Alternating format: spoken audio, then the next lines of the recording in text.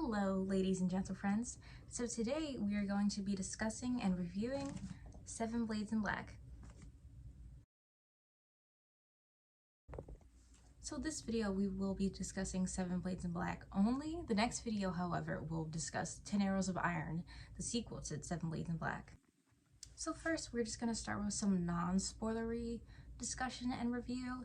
So this book is about an assassin slash vagrant named Sal the Cacophony, and a vagrant is a person who was once a part of the Empire. So in this world there's the Empire, the Imperials, and the Revolution, who are obviously opposed to the Empire, and Sal was formerly a member of the Empire. She was a soldier for them, and we see that the former soldiers who kind of just deserted them are now called vagrants, and they're still very powerful people.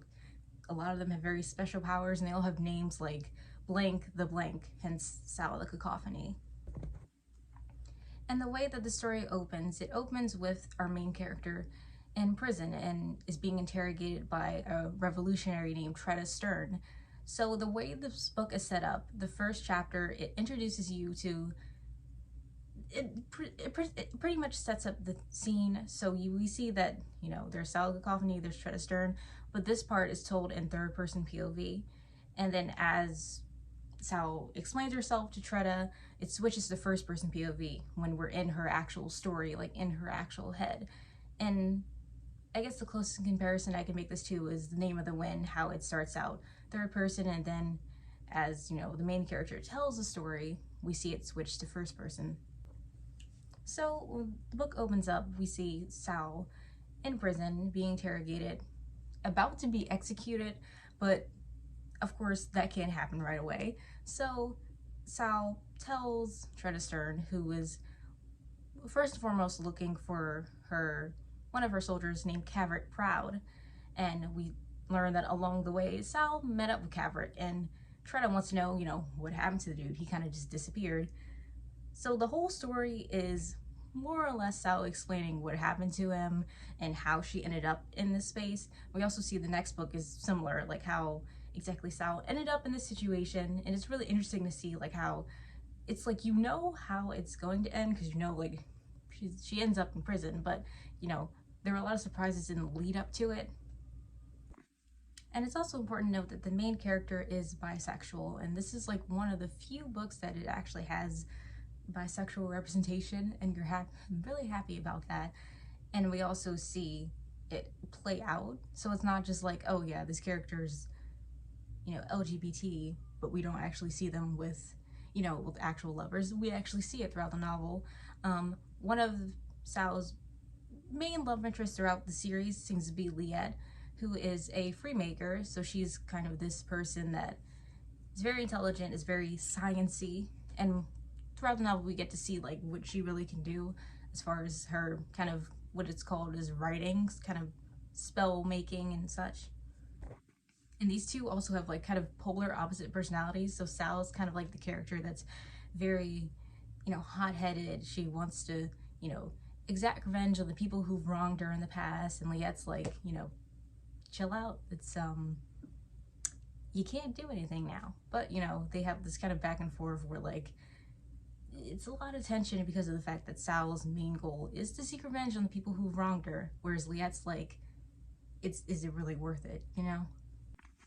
But from here on out, we're gonna get into more spoilery territory, because like I said, we see how Sal got here as the story progresses, and there are kind of spoilers from here on out. So if you haven't read the book, come back after you've read it, and then we'll talk about it.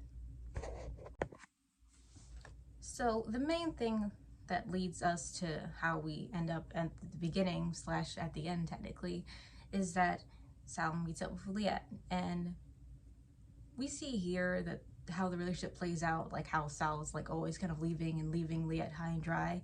So along the way, Sal still wants to go on her mission. She has a whole list similar to like Kill Bill, for example, of the people who have wronged her and that she just wants to get rid of.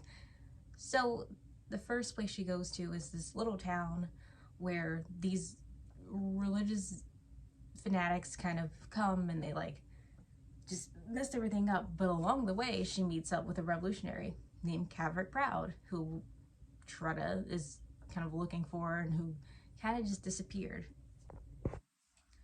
So along the way, we find out that one of the people that Sal wants to exact her revenge on is Vracky the Gate, who can call upon these kind of demons from hell, from this other dimension. He has that kind of power. So we know right away these people are very powerful and shouldn't be messed with. But Sal has something up her sleeve. She has the cacophony, which is this magic gun that has these special bullets that, you know, can freeze someone, that can shoot fire at you. It's a lot of things, you know? So she kind of has that on her side, as well as her just general recklessness. That always helps. But after the run-in with the Havners, who were these religious fanatics, she sort of kidnaps Caverick. He's not happy about it, but they take this kind of ship vessel thing that's not a train, but it's similar to a train, at least in my mind. That's how it went. So of course they have to hold him hostage and he has to drive the thing because no one knows how it works, because the difference between the revolutionaries and the Empire is that Revolution is very, I want to say steampunk-esque. They have a lot of new technology. They have, you know, these things that are like called paladins. It's like statues that kind of shoot at you. They have, you know, these kind of sand ships that are like trains, sort of cars in a way, even airships. So we see that it's an interesting setup where it's sort of, there's magic existing, but there's also like this technological advancements that are happening in the revolution, that because they're very anti-magic. So I guess the solution is like, well, if we can't use magic, we're just gonna innovate and build stuff. So that makes sense. But yeah, that's the whole deal with the revolution. And we see throughout the novel that they have all this technological advancements, and then people are like, whoa, what's that thing? But getting back to the story, along the way, Sal kind of wants to get primarily to Jindu, who's a former lover of hers, and he's also kind of one of the main orchestrators behind her betrayal, which is the reason she's like no longer an Imperial. But they're also no longer Imperials, they're vagrants. It's a whole thing. But the point is, she has to go through other people in order to get to him, such as Gauster the Thorn and Riku the Knock. And the interesting thing about these mages slash vagrants, their powers are, there's a price to pay for their powers.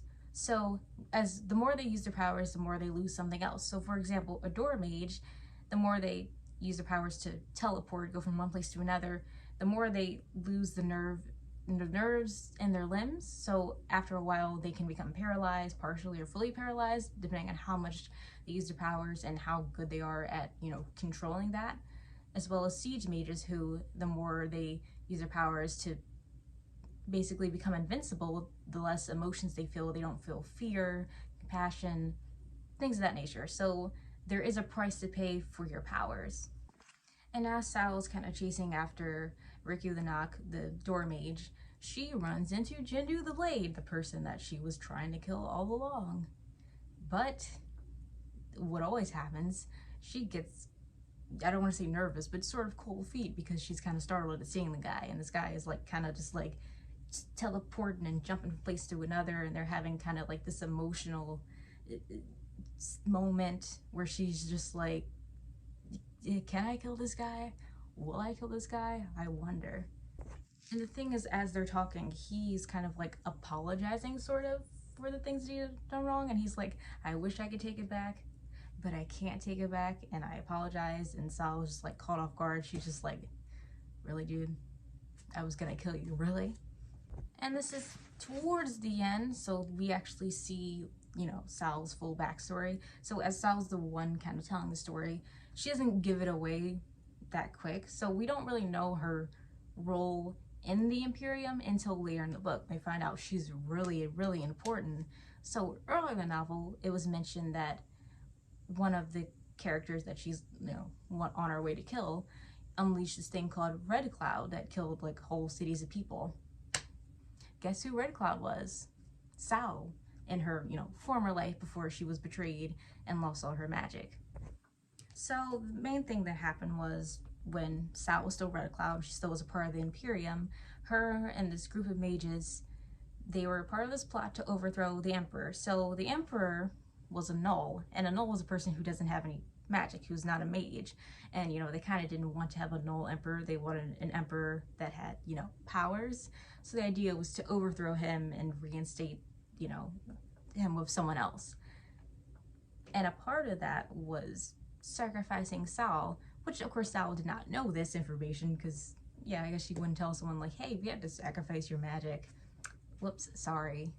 And like how I mentioned how the mages, they lose something in exchange for using their powers. Well, Sal, back when she was Red Cloud, she didn't really have that problem. They called her a prodigy, and she didn't have a price to pay for, you know, being able to fly. That was her power. She was able to fly. And it was kind of mentioned like here and there, like in a flashback, but not a flashback, when Sal's like in some danger. In earlier chapters, she does mention, I used to be able to fly. Now, when you first read that, you don't know what she's talking about. You're like, what does that mean? Turns out, no, it was literal. She actually used to be able to fly. Part of the reason why she was so valuable to the Imperium was for that exact reason. She had this kind of power that she didn't have to pay a price for. She can just use it. Of course, along the way, you know, it shifts back to her telling the story to Tretta, and Tretta's like, wait, you're Red Cloud? Wait a minute. You're responsible for the deaths of thousands. And she has this moment where like she's hesitant to kill her or execute her right away because she wants to know the rest of the story, but she's also like pissed off that like she's Red Cloud and responsible for the deaths of like a lot of her comrades, you know? And at this point, we go back to like the official flashback that tells, you know, Sal's backstory, and we see the full betrayal play out. And the thing, or the solution that Vraki and the others come to was that, well, we need to pay a barter in order to, you know, remove the Null Emperor. And their logic is like, well, Sal doesn't have to pay a barter. She doesn't have to do this exchange for her magic. Let's sacrifice her, or at least let's take away her magic. Although it's kind of weird because Vraki, the gate, is also a prodigy, but their, you know, explanation is like, well, you know, he needs his power to perform the summoning, so no one else can do it. We have to sacrifice you, Sal. Sorry, whoopsie daisy. And of course, in these last moments, Sal's kind of like pissed off, as she rightfully should be, and then she looks at Jindu, who's kind of just sitting there, and then he walks over to the side of the others, which is like kind of the final act of betrayal here, and she's just kind of alone because no one else is trying to help her or, you know, be on her side. She's just kind of the odd one out and the one that's going to be sacrificed. And that's how Sal became Sal the Cacophony, and, you know, made her deal with the Cacophony, the gun that she uses. And, you know, throughout the novel, we see that she's sort of this anti-hero, but obviously she has good qualities. Like on her way to, you know, kill the people on her list, she finds out that Vraki the Gate is gonna use some kids in order to summon the demon spawn things to, you know, fix whatever he's trying to do. And obviously Sal's like, well, that's not gonna happen. So she managed to save those kids, as well as like try to kill some people. She does kill some people on the way that are on her list. Some people do get got, so that's a win for her. So the people that she's able to cross off her list are Thalto, Riku, and Galta, but Galta the Thorn is like maybe alive, maybe dead at this point. She's not sure. And, you know, on her way of doing this, Sal, in Sal the Cacophony fashion, kind of ends up destroying the city of Last Light. So this is gonna be a running theme in the books, is just Sal just destroying whole cities, whole towns, because chaos. That's what's happening in most of this book, is just pure chaos. That's what we're gonna expect from now on. So after this, they end up in Lowstaff, which is where Sal successfully kills Vraki the Gate and is able to cross him off of her list. Check. But in the process, she also lets Jindu go. She doesn't end up killing him. And then we switch back to, you know, Tretta and Sal's kind of interactions, where Tretta's like, what happened after that? And Sal's like, oh, nothing. That was it. That was the story. And then at this point, Sal's playing like these sort of mind games with Tretta, just like, well, yeah, this story isn't like the operas where there's like a happy, you know, put together ending. You know, it's kind of unsatisfying the way Sal tells the story, and she keeps this going for a little while. Tretta obviously still gets more and more upset at the fact that Sal's just like messing with her at this point. So as Tretta gets more and more angry and gets closer and closer to Sal ends up getting the upper hand and then taking Tretta hostage. So she's able to escape the cell, and the guards are like, oh, how did this happen? Ooh. But once Sal makes it out of the prison, she meets back up with Kaverick, and Kaverick just like, hey, I'm gonna go off and just do stuff now, so I might not see you for a while. Goodbye. But Sal's explanation for Kaverick's disappearance is just that, like, he just vanished. He just disappeared. You're not gonna find him. And, she kind of leaves it at that, even though Kaverick is kind of still around. But as far as the revolutionaries know, he's just gone. So at this point, yeah, Kaverick's kind of just a deserter. He leaves the revolution behind because he realizes that everything he learned is actually not true and it's all wrong. But, afterwards he goes on his own way, and Sal, one of the guards, is actually a shapeshifter named Zanzi the Beast. So Sal kills that guy because, from what I remember, he was also on the list. And we find out at this point that the cacophony, the gun, actually talks, and he kind of takes the souls, sucks them up of the people that she killed. So that's something that we're left off with at the end of the novel, that like, oh yeah, this thing talks, and it also like takes people's souls, and that's why it's like this really weird magical thing. But yeah, now onto my feelings and thoughts on Seven Blades in Black. I, all in all, really loved the book. I knew that I would like it based on like just reading the description, but I also, part of me was afraid that it'd be like similar, revenge stories where someone's betrayed and it's like, oh, well, yeah, obviously you'd be mad about that. But I think what kind of makes it better is the character of Sal the Cacophony, and how she's just all around an interesting character. And obviously there are a lot of books with like, anti-heroes and people who aren't fully good, but they're better than like other people. But I do think the one saving grace is that like even like the villains, the people that she's out against and people that she's trying to get revenge on and kill, are somewhat apologetic for what they did, and kind of like, well, we kind of had to because we didn't want the Imperium to just suck with the null emperor, and it's kind of like different from like what you'd expect, because it's like you would think in any story where the main character is like an anti-hero, obviously the villain has to be way worse, but then the villain's kind of just like, well, yeah, we did a bad thing, I'll admit that, and you kind of just don't expect that. You're just like, oh, well, this is interesting. And also the element of like mentioning opera. So opera is a big thing in this world for both people in the Empire and people in the revolutionaries, although the revolutionaries, their operas kind of suck because they're kind of boring and very uncreative. But the point is, Sal frequently mentions operas and how the story in opera is always a happy ending. There's always like a love interest, there's always this and that, and then Sal keeps reiterating the fact that like, yeah, this isn't like an opera, things aren't gonna turn out hunky-dory like you think they are. There's no valiant hero in the end. People are kind of just horrible either way. And I do think one of my favorite things about this book is Congeniality, who I didn't mention before, but that's Sal's sort of bird slash steed that kind of does her own thing, and she's this big scary bird, and she's just an amazing character even though she doesn't talk. I just like the bird. And I will say that like the twist I didn't fully see coming, like her being Red Cloud.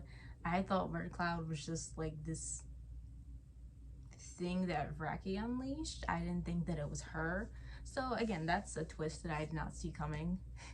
Like I thought we'd reveal something big about Sal, but like I didn't think that was gonna be it, if that makes sense.